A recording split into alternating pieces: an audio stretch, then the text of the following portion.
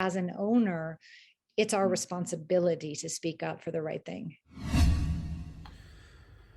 So for the second part of the interview, I'd like to ask you about the Nia Impact Capital and about you. And Kristin, you have a background as an educator, and I've seen your corporate webpage, and I've been impressed. But could you tell me a little bit from the abstract of your fund policy and what you want to achieve? So Nia means intention and purpose.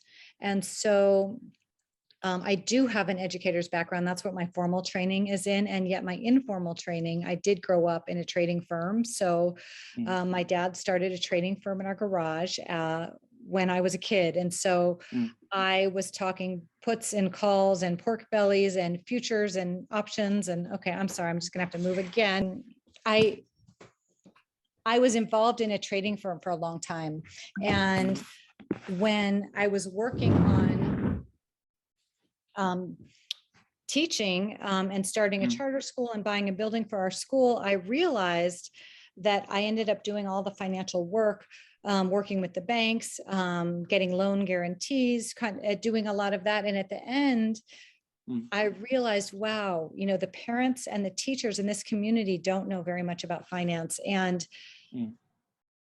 one of my theories of change is that we're going to need everybody to invest with their values and to invest in the things that matter. And it was a moment for me to say, oh, I'm sitting on a lot of skills, and there wasn't any other fund at that time, and there still isn't actually, that's investing at the intersection of environmental sustainability and social justice. And so I looked around for somebody else that I could support who was doing this, and nobody was doing this. So I said, okay, I guess this is mine to do. And so started to build a firm to do that. And just really wanting to make it easy and straightforward for people to invest with their values. And so of course, in the US, indexing is so popular. It's become kind of the status quo, so the S&P, as you know, those are our US largest companies. Why invest by size? Why does size even matter? Why no one's even paying attention to what those companies are doing in the world. And so for me, it felt really important to offer an option where every single company was doing something really tremendous that was so needed for our world. And then of course had those practices and policies where treating their employees and their communities, all of the stakeholders, was really important as well. A little bit back to the Tesla issue here, and according to your website, you are investing in the mainly small cap and big cap companies. And my question would be, why you decided to invest in Tesla? Could you tell me a little bit about that? Actually invested in Tesla when it was a small cap company.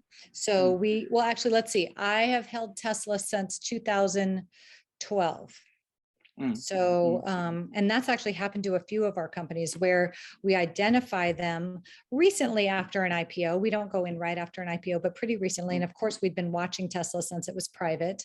And so we have several others that actually, I think we had 3 companies enter the S&P last year. And partly that's exciting because it means we pick some winners that are growing. And at the same time, we offer a really high active share. So that means we have to go back to the drawing board and find others. We will continue to hold those companies as long as they prove to be innovative, where they are still putting out products and services that are really needed for people and planet. And then also if they are continuing to improve on diversity, equity, and inclusion issues. So we need to see all 3 of those. So we don't mind holding large cap. We probably need to update that language actually, because we do have more large cap than when we started this. And with Apple, we actually have a productive relationship. So I feel like with Tesla, they're not here for this. They don't talk to journalists. They don't talk to their investors, unless maybe you're one of the top 10, which we're not yet, so, but at any rate, it's very difficult to get a meeting or on the radar of Tesla, whereas we have a pretty good working relationship with Apple, and yet they didn't get back to us fast enough. And this is one way where we can get on their calendar, is by filing. So the deadline was September 7th. And so we submitted on concealment clauses for employee contracts as well. And again, just to make sure we're talking about the same thing. So just the difference, when it comes to the IP and the intellectual property of a company, we understand, we at Nia have to keep our intellectual property, we can't be sharing it with everybody just yet. So when Apple has the next new, whatever it is, if it's a new car, which it looks like they're going to be having, or if it's just the new iPhone or the new watch, who knows if they're putting out rings, Apple's got a big product line coming out, right, at any given moment. And yet when it comes to employment, the clauses in an employee handbook and what employees are held to, we don't want any concealment there. So if someone is being harassed or if there's any kind of discrimination, we need them to be able to raise their voice. And so that other employees can connect and say, oh, this is a systemic issue. And we don't know that it's absolutely a systemic issue at Apple. So I don't want to throw them under the bus. At Tesla, we do know it's systemic, and we do know the amount of issues there are too big.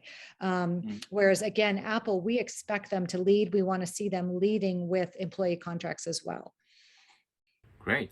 A little bit more about the large cap companies.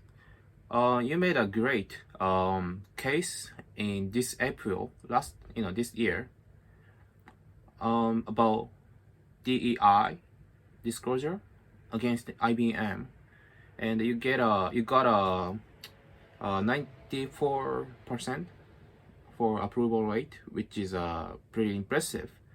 How did you bring other institutional investors on board? Could you tell me a little bit about that?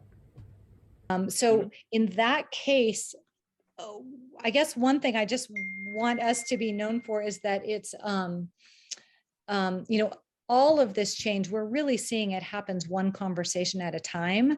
And so, some of these things, shareholder activism makes it to the media and the news, and then it looks like, oh, we filed this resolution. We had been trying to have conversations with them for quite some time, and they were willing to do a diversity report. They didn't want to do it now. They wanted to do it. They're splitting the company. I don't know how much you're following. So they're kind of going to go the new school, the old school, the AI, hardware, software. And so they wanted to wait until they had that all settled, and then they would figure out, and they had some interesting legitimate, like, oh, well, how are we going to count this? We're moving this. And we just said, no, this issue can't wait. This cannot wait. And so, really, the truth is they did fight us on it for a little bit. And there was lots of back and forth and whatnot. We did get approval, and they saw that. I think we got both Glass Lewis and ISS on that one as well. And then they actually gave their approval as well. So we ended up getting the board approval for that ahead of time. So that helped us, increase the numbers for sure. I'll just also say that in the US, our racial disparities are so strong, and this COVID era has both with our climate change that's happening, in addition to the numbers for the COVID, it's been pretty clear for those that it wasn't clear before that we have some significant issues in the US. And so it was also a timing. I think investors were ready to say, yes, we're going to hold corporate America accountable in ways that they hadn't been before. So while we've been working on this, I would say a lot of stars aligned. So this summer, I saw a sort of controversy about ESG because the former BlackRock CIO Tarek Fancy made a comment that ESG is such a fraud, and I'm wondering what's the difference between your approach and the general mainstream ESG fund. And it seems that you have a lot of resources and partners on your network and in yourself. For example, do you ever plan to recommend female leaders or ethnic minority leaders to independent directors on the companies that you invest in? Could you tell me a little bit about the strengths of the Nia Impact Capital? we're definitely coming at this differently, right? I started this firm to be different. We weren't trying to be the same. And so I think that's a lot of the asset managers were on this very linear path, very index oriented, very choosing companies by size or location, not by, what they do or how they're baked. And we're really here to choose companies that are baked with purpose. So when it comes to ESG, I would say a lot of investors, particularly in the US, are kind of caught up with the E as far as environment, and it maybe as a path to alpha to making more money, and they kind of aren't really understanding that it all needs to go together. I think that will come. To us, it's so obvious that it goes together and that you can't separate out any of those. And people do ask us which part of the ESG is most important. And I generally say we can't separate them. That's why we do Nia the way we do it. And yet there aren't other investors at this time that we know of that are doing this. And then also, I think there are activist investors that do engage with some of their companies. But we see both, voting proxies, but in addition to using our voice, we see that as both a right and a responsibility of an asset owner. So really bringing people together to say, wow, as an owner, it's our responsibility to speak up for the right thing. Thank you very much. Lastly, let me go through with you about a little bit about Japan. From my view, I think ESG and activism is getting so close in the US, maybe in Japan. But we don't have a deeper discussion or certain framework about DEI, like the SEC is pushing S&P company to do to do the disclosure. Are you interested in investing in Japan? And if you wanted to pass, is there any problem you see in our corporate governance, the way we set a rule? Could you tell me a little bit about your view? We would absolutely love to be investing in more Japanese companies. And I particularly see, well, one, I need to come to Japan. I love that. I would love to get to know more companies. So partly it's the research. We need to have more insight into how things are happening in Japan. I definitely understand that, you all are innovators and have been innovators. That's just part of your culture. So we really appreciate that part. So that part fits really well into what we're doing at Nia. Also, just being an island nation during this time of climate change. You all are experiencing things in ways that others aren't, so I think that will translate in my mind, that will translate into resources and innovations that you might put into companies. One of the things that had stopped us originally, that were just slowed us down a little bit, was the diversity in leadership. We weren't finding many companies that did include women in leadership. One company that we've known well over the years and have put in portfolios is Resona Holdings. Resona. Am I saying that right? How do you say it? Resona, the bank, right?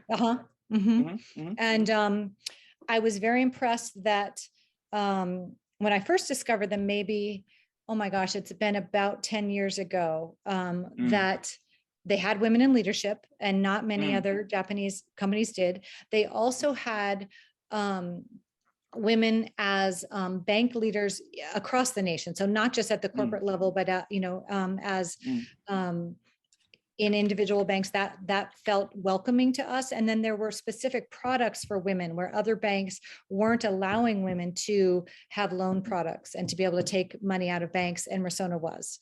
They also had products for elderly. And that felt really important, because I think that that's another place where people are discriminated. And so to be able to have that, and then also just loans for women to be able to do studies, to be able to, start a business or go to school, or those. So that was one of the reasons we were really excited about that.